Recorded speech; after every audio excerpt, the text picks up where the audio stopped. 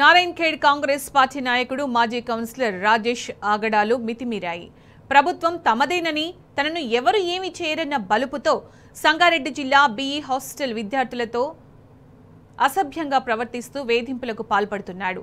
Hostel వార్డెన్గా పనిచేస్తున్న తన తల్లి శారద మద్దతుతో తరచూ హాస్టల్కు మద్యం మత్తులో వచ్చి విద్యార్థినులను బూతు మాటలతో లైంగిక వేధింపులకు పాల్పడుతున్నాడు. తల్లిలా కాపాడాల్సిన వార్డెన్ కొడుకు వత్తాసు పలుకుతూ విద్యార్థినులు చెప్పుకోలేని రీతిలో బూతు మాటలతో వేధింపులకు గురిచేసేది.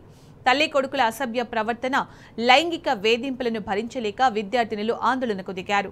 తమను నిత్యం వేధిస్తున్న వార్డెన్ శారద, కాంగ్రెస్ నాయకుడు రాజేష్పై చట్టపరంగా కఠిన చర్యలు తీసుకోవాలని డిమాండ్ చేస్తూ మూకుమ్మడిగా నారాయణఖేడ్ పోలీస్ స్టేషన్లో ఫిర్యాదు చేశారు.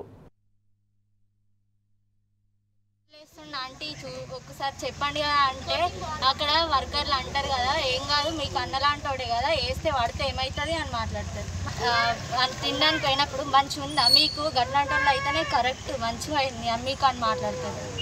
అక్కడ మాకు ఏదైనా మిస్బిహేవ్ చేసినప్పుడు కూడా మా ఆంటీ వాళ్ళు అక్కడే ఉంటారు కానీ ఎవ్వరు కూడా మాట్లాడరు, నవ్వుతూ ఉంటారు. కానీ ఆయనకు పెళ్ళి అయిపోయింది కదా, ఒక పాప ఉంది కదా, మళ్ళీ వాళ్ళు ఇష్టం ఉన్నట్టు మాట్లాడతారు. పేరెంట్స్ గురించి కూడా గాడిదలు కన్నారా మిమ్మల్ని అది ఇది అని చెప్పేసి ఇష్టం ఉన్నట్టు మాట్లాడతారు.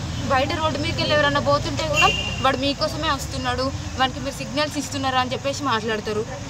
వర్కర్స్ కూడా ఇష్టం ఉన్నట్టు మాట్లాడతారు. అసలు కొంచెం కూడా మరి వాళ్ళ అమ్మాయిలు వాళ్ళతో ఇవి మాట్లాడాలా ఇవి మాట్లాడదా అన్నట్టు ఏముండదు. మాకు ఏదైనా పర్సనల్ ఇష్యూ ఉంటే కూడా దాని గురించి మరీ గలీజ్గా మాట్లాడేస్తారు.